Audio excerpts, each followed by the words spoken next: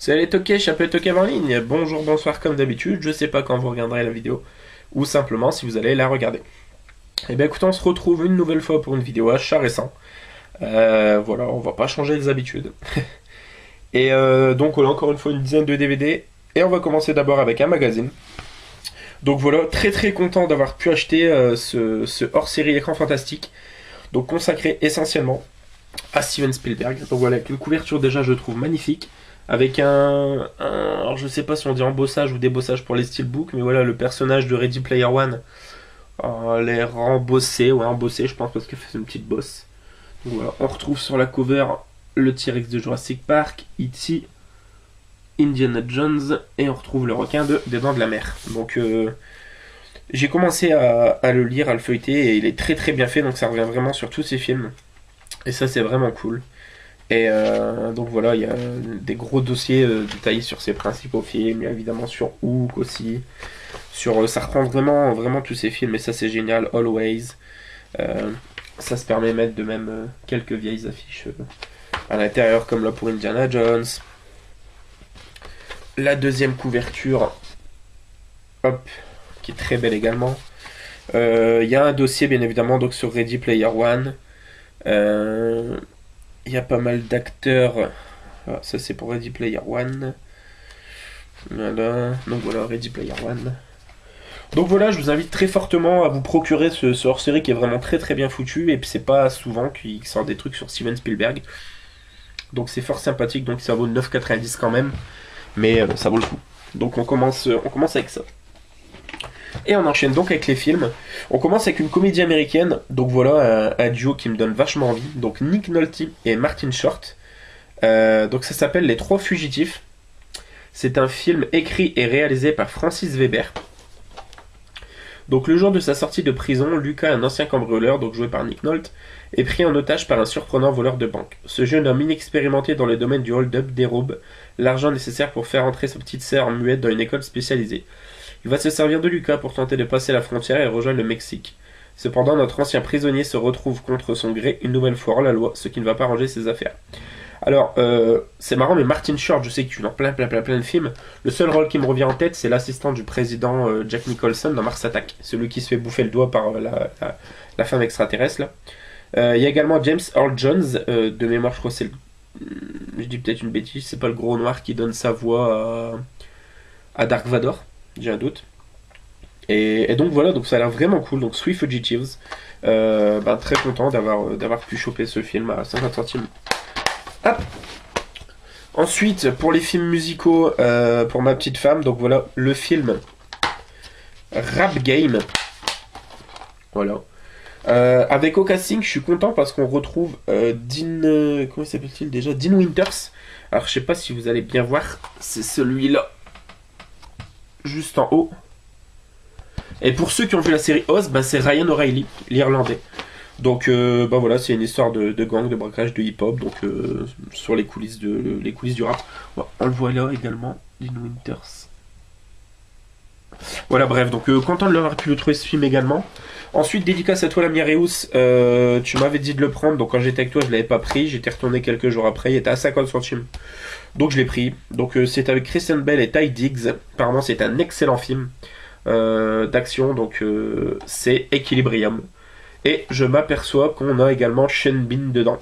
Alors la question qu'on se pose, est-ce qu'il meurt? Puisque dans les trois quarts de ces films, Sean Bean meurt. Ensuite, toujours pour les films musicaux sur le milieu hip-hop, trouvé pour ma copine un film que j'aime beaucoup, celui-là je l'avais déjà vu, j'avais vraiment aimé. C'est Hustle and Flow, donc voilà, sur le milieu du hustling, les hustlers. Donc c'est un film produit par John Singleton.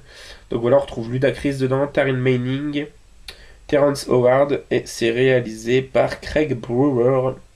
Je ne connais pas.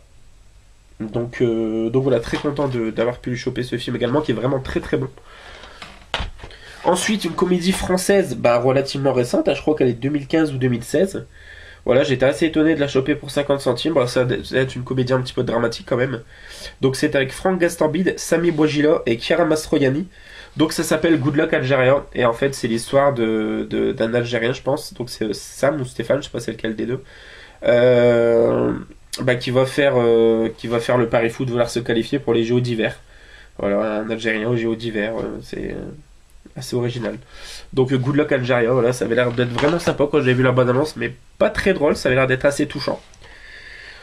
Excellent film, avec Samuel L. Jackson en entraîneur de basketball, je crois, d'une équipe de basket. Donc c'est Coach Carter, et voilà, je sais que j'avais adoré ce film, c'était avec Ashanti, on voit pas d'autres acteurs, et c'est un film de Thomas Carter.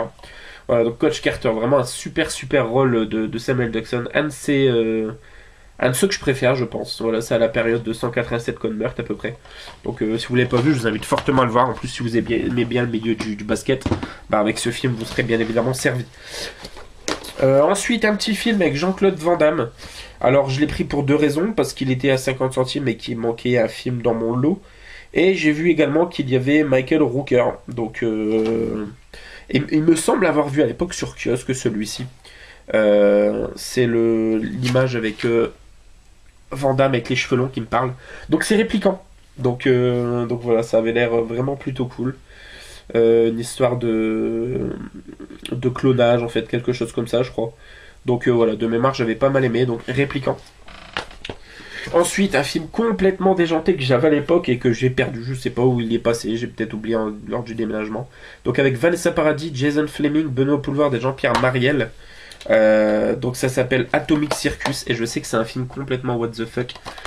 J'avais beaucoup aimé, mais c'est vraiment particulier quoi. C'est pas à la portée de tout le monde. Je vais vous lire un petit peu le pitch. Donc des extraterrestres aux formes étranges planent au-dessus de Scotlettville. Ils ont déjà attaqué quelques habitants et risquent de provoquer un vrai carnage. À moins que James Bataille, dont joué par Jason Fleming, tout juste évadé de prison, ne parvienne à sauver Scotland et surtout Consia de ce désastre annoncé. Voilà, c'est un film des frères Poirot. Donc je sais pas ce qu'ils avaient fait.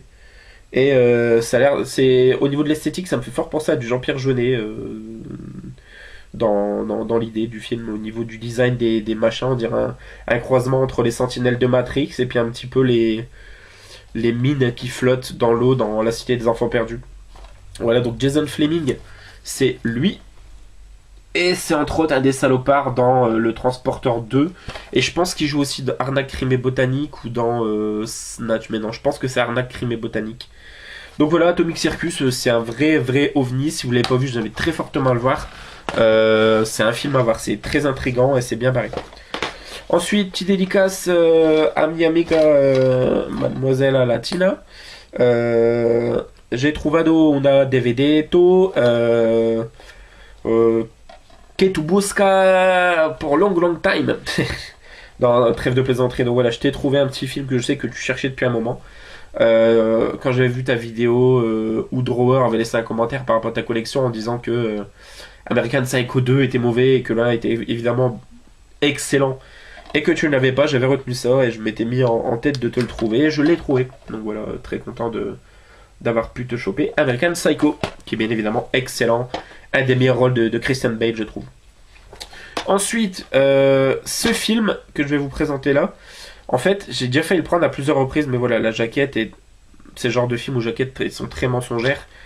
C'est chez Prism Vidéo, donc voilà, comme l'ont fait Kruk TV.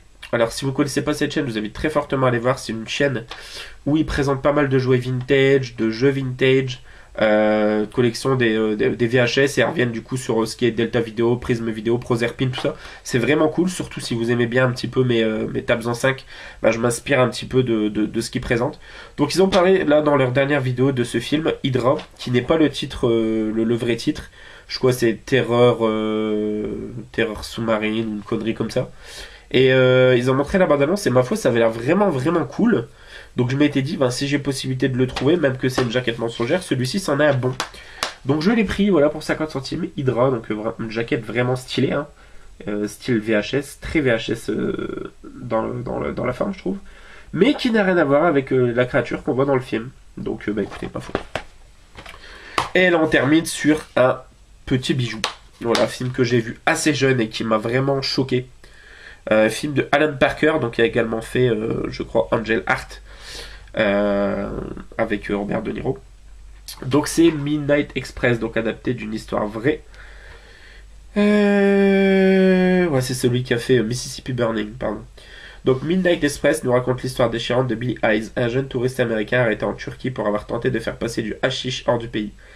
Victime d'une diplomatie inefficace et condamné pour l'exemple à 30 ans de prison par un système juridique corrompu, il doit surmonter la brutalité impitoyable et sa propre descente vers la folie, afin de survivre et peut-être s'échapper. Donc voilà, sur un scénario d'Oliver Stone, je suis hyper content d'avoir pu le trouver parce que je le cherchais. Donc Midnight Express termine bien cette vidéo. Donc écoutez les amis, c'est tout pour ces achats récents. J'espère que ça vous aura plu une fois de plus. Et quant à nous, on se retrouve très prochainement pour une nouvelle vidéo. Joyeux nananif, ciao ciao.